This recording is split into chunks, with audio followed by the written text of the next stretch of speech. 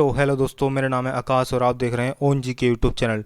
दोस्तों आज हम स्टार्ट करेंगे एसएससी एमटीएस 16 जून सेकंड शिफ्ट 2023 के सभी प्रश्नों के बारे में करेंगे जो एग्जाम में पूछे गए। ठीक है दोस्तों, मैं जितने भी क्वेश्चन कराऊंगा सब आपको 100% रियल क्वेश्चन कराऊंगा। ठीक है, तो दोस्तों वीडियो को आप पूरा ध्यान से देखना। तो शुरुआत करते हैं दोस्तों आज के पहले क्वेश्चन से। आज का दोस्तों पहला क्वेश्चन पूछा गया था दोस्तों, पोंगल त्यौहार किस राज्य में मनाया जाता है। दोस्तों मैंने आपको कई बार बता दिया, ये पोंगल त्यौहार तमिलनाडु में मनाया जाता है। ठीक है, ऑप्शन नंबर इसमें ये वाला राइट आंसर हो जाएगा। ठीक है दोस्तों, तमिलनाडु में पोंगल त्यौहार मनाया जाता है। ठीक है, इसके अलावा से बात करते हैं तमिलनाडु में और कौन कौन से त्यौहार मनाए जाते हैं दोस्तों। तो तुपुसुम, ठीक है, तुपुसुम, नाट्यांजलि, नृत्य महोत्सव, ये आपको ध्यान रखना। ठीक है, इसके अलावा दोस्तों थाईपुसम आपको याद रखना है। ठीक है, इसके अलावा दोस्तों जलीकट्टू भी तमिलनाडु में मनाया जाता है। ठीक है, ये भी आपको ध्यान रखना है। इसके अलावा से बात करते हैं तमिलनाडु का प्रसिद्ध शास्त्रीय नृत्य कौन सा दोस्तों। तो भरतनाट्यम तमिलनाडु का प्रसिद्ध शास्त्रीय नृत्य है। ठीक है, ये आपको ध्यान रखना है। इसके अलावा से बात करते हैं केरल का प्रसिद्ध त्यौहार कौन सा दोस्तों। तो ओणम है केरल का प्रसिद्ध त्यौहार, ये आपको ध्यान रखना है।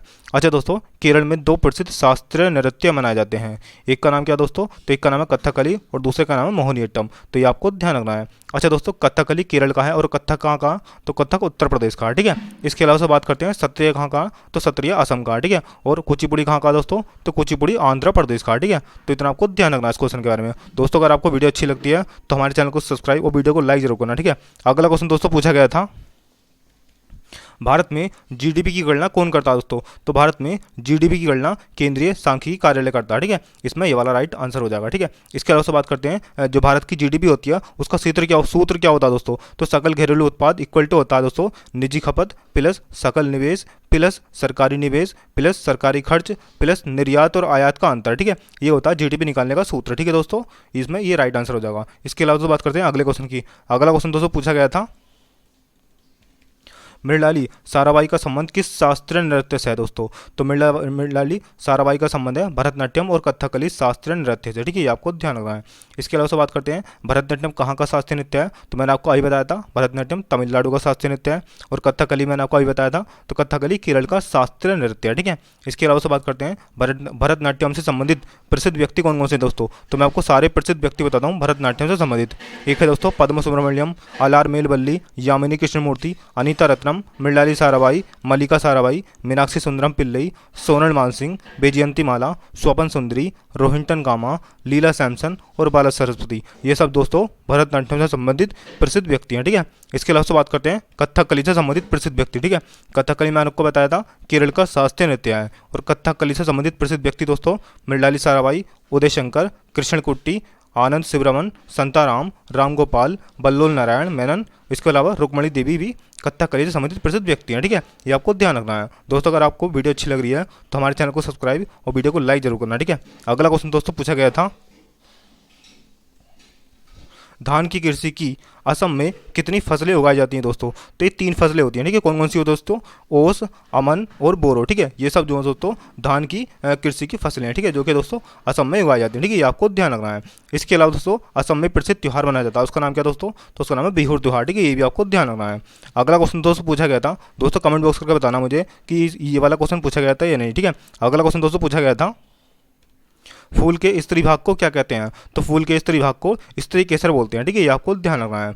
इसके अलावा दोस्तों फूल के नर प्रजनन भाग को पुंकेसर बोलते हैं। ठीक है, ये आपको ध्यान रखना है। यानी कि फूल के नर भाग को पुंकेसर बोलते हैं और फूल के स्त्री भाग को स्त्री केसर बोलते हैं। ठीक है, तो इतना आपको ध्यान रखना है इस क्वेश्चन के बारे में। अगला क्वेश्चन दोस्तों पूछा गया था, अगला क्वेश्चन दोस्तों मेरा फेवरेट क्वेश्चन पूछा गया था। ठीक है, यह है दोस्तों निकोलो कोंटी किसके शासनकाल में भारत आया था दोस्तों। तो निकोलो कोंटी जो है दोस्तों विजयनगर साम्राज्य के राजा देवरोय के शासनकाल में 1420 से 1421 में भारत आया था। ठीक है, ये आपको ध्यान रखना है। ठीक है, यानी कि निकोलो कोंटी जो था दोस्तों ये देवरोय के शासनकाल में भारत आया था। ठीक है, और देवरोय कौन था दोस्तों, तो देवरोय था विजयनगर साम्राज्य का राजा। ठीक है, ये आपको ध्यान रखना है। अच्छा दोस्तों यहाँ से क्वेश्चन बनता है कि तालीकोटा की लड़ाई किस किसके मध्य हुई थी दोस्तों। तो तालीकोटा की लड़ाई सबसे पहले समझते कब हुई थी। तो तालीकोटा की लड़ाई 26 जनवरी 1565 को हुई थी। ठीक है, और दोस्तों किस किसके मध्य हुई थी, तो विजयनगर साम्राज्य और दक्कन सल्तनत के बीच हुई थी। ठीक है, अच्छा दोस्तों विजयनगर साम्राज्य का पतन किस युद्ध के बाद हुआ था। तो तालीकोटा युद्ध के बाद विजयनगर साम्राज्य का पतन हो गया था। ठीक है, ये आपको ध्यान रखना है। अगला क्वेश्चन दोस्तों पूछा गया था, चंपारण सत्याग्रह कब हुआ था दोस्तों। दोस्तों एक क्वेश्चन कल की शिफ्ट में भी पूछा गया और आज की शिफ्ट में भी पूछा गया। ठीक है, तो चंपारण सत्याग्रह दोस्तों 1917 में बिहार में हुआ। ठीक है, ये आपको ध्यान रखना है। अच्छा दोस्तों चंपारण सत्याग्रह जो था ये महात्मा गांधी द्वारा चलाया गया भारत में पहला आंदोलन था, ठीक है, ये आपको ध्यान रखना है। अच्छा दोस्तों, चंपारण सत्याग्रह, ठीक है, तो किसके विरोध में चलाया गया था? तो ये नील की खेती के विरोध में चलाया गया था, ठीक है, तो ये भी आपको ध्यान रखना है। अगला क्वेश्चन दोस्तों पूछा गया था, जैन ऑस्टिन की प्रसिद्ध बुक पूछी गई थी, ठीक है दोस्तों।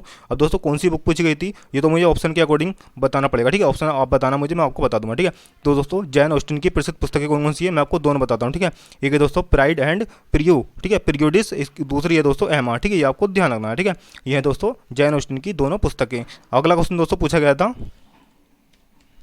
ओलिवर ट्विस्ट किसका उपन्यास है? तो ओलिवर ट्विस्ट दोस्तों चार्ल्स, ठीक है, चार्ल्स डिकेंस का उपन्यास है, ठीक है, ये आपको ध्यान रखना है। अगला क्वेश्चन दोस्तों पूछा गया था, अनुच्छेद 51 से संबंधित, अनुच्छेद 51 का ए से संबंधित एक प्रश्न पूछा गया था, ठीक है। अच्छा दोस्तों अनुच्छेद 51 का ए में क्या आते हैं दोस्तों? तो ये मौलिक कर्तव्य हैं, ठीक है। अच्छा दोस्तों मौलिक कर्तव्य को कब जोड़ा गया था? तो मौलिक कर्तव्य को 42वें संविधान संशोधन द्वारा 1976 में जोड़ा गया था, ठीक है दोस्तों, ध्यान रखना ये 42वां संविधान संशोधन था, ठीक है, इसको 44वां संविधान संशोधन मत करना, ये 42वां संविधान संशोधन है, ठीक है, यानी कि 42वें संविधान संशोधन द्वारा मौलिक कर्तव्य को अनुच्छेद 51 का ए में जोड़ा गया, ठीक है, ये आपको ध्यान रखना है। इसके अलावा दोस्तों भाग कौन सा था वो? तो भाग था चौथे का ए, भी आपको ध्यान रखना है। अच्छा दोस्तों जिस समय मौलिक कर्तव्य जोड़े गए थे उस समय 10 मौलिक कर्तव्य थे, लेकिन वर्तमान में 11 मौलिक कर्तव्य हैं, ठीक है। तो मैं आपको दोस्तों 11 की 11 मौलिक कर्तव्य बताता हूँ, ठीक है। पहला मौलिक कर्तव्य है दोस्तों संविधान का पालन करते हुए राष्ट्रीय ध्वज और राष्ट्रीय गान का सम्मान करना। दूसरा मौलिक कर्तव्य है दोस्तों स्वतंत्रता संग्राम के सिद्धांतों का पालन करना, ठीक है। और तीसरा दोस्तों मौलिक कर्तव्य हमारा भारत की संप्रभुता और अखंडता की रक्षा करना, ठीक है। और चौथा दोस्तों जब आह्वान किया जाए देश की रक्षा करें और राष्ट्रीय कर्तव्य का पालन करें, ठीक है, ये आपको ध्यान रखना है। इसके अलावा दोस्तों अगला मौलिक कर्तव्य दोस्तों भाईचारों की भावना, ठीक है, ये भी ध्यान रखना आपको। इसके अलावा दोस्तों अगला मौलिक कर्तव्य है हमारा मिश्रित संस्कृति को जीवित रखना, ठीक है, ये अगला मौलिक कर्तव्य है, ठीक है। इसके अलावा दोस्तों अगला मौलिक कर्तव्य हमारा प्राकृतिक पर्यावरण की रक्षा करना, ठीक है, ये भी ध्यान रखना आपको। अगला है दोस्तों मौलिक कर्तव्य हमारा वैज्ञानिक सोच विकसित करना। अगला है दोस्तों सार्वजनिक संपत्ति को सुरक्षित रखना। इसके अलावा उत्कृष्टता के लिए प्रयास करना, ठीक है।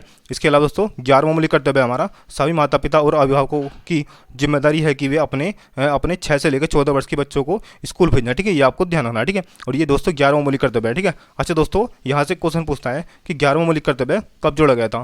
तो 11वां मौलिक कर्तव्य 86वें संविधान संशोधन द्वारा 2002 में जोड़ा गया था, ठीक है, तो ये आपको ध्यान रखना है। अगला क्वेश्चन दोस्तों पूछा गया था, महात्मा गांधी को राष्ट्रपिता की उपाधि किसने दी थी? तो महात्मा गांधी को राष्ट्रपिता की उपाधि सुभाष चंद्र बोस जी ने दी थी, ठीक है, ये आपको ध्यान रखना है। इसके अलावा दोस्तों महात्मा गांधी को महात्मा की उपाधि किसने दी थी? तो महात्मा गांधी को महात्मा की उपाधि रविंद्रनाथ टैगोर जी ने दी थी, ठीक है, तो ये भी आपको ध्यान रखना है। अगला क्वेश्चन दोस्तों पूछा गया था, प्रधानमंत्री किसान सम्मान निधि योजना कब स्टार्ट हुई थी? तो प्रधानमंत्री किसान सम्मान निधि योजना 1 दिसंबर 2018 को स्टार्ट हुई थी, ठीक है, ये आपको ध्यान रखना है।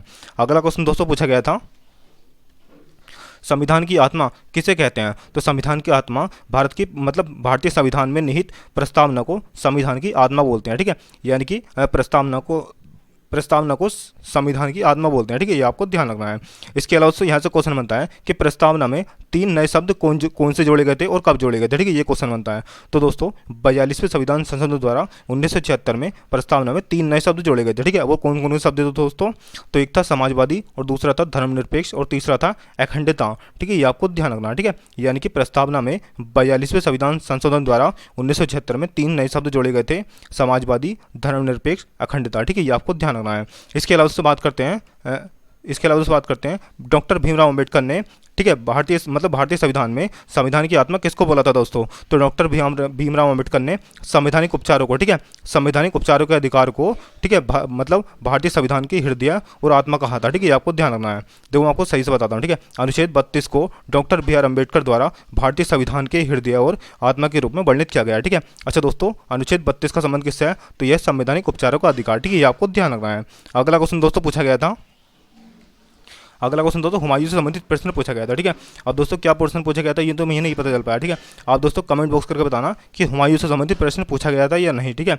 अच्छा दोस्तों मैं आपको बता देता हूँ, हुमायूं जो थे ये बाबर के पुत्र थे, ठीक है, ये आपको ध्यान रखना है। अच्छा दोस्तों हुमायूं के पुत्र का क्या नाम था? तो हुमायूं के पुत्र का नाम था अकबर, ठीक है, और हुमायूं के पिता का क्या नाम था? तो हुमायूं के पिता का नाम था बाबर, ठीक है, तो ये आपको ध्यान रखना है। दोस्तों आज के लिए इतना ही। दोस्तों अगर आप हमारे चैनल पर नए आए हो तो हमारे चैनल को सब्सक्राइब और वीडियो को लाइक जरूर करना, ठीक है। मिलते हैं दोस्तों नेक्स्ट शिफ्ट में, तब तक के लिए जय हिंद जय भारत।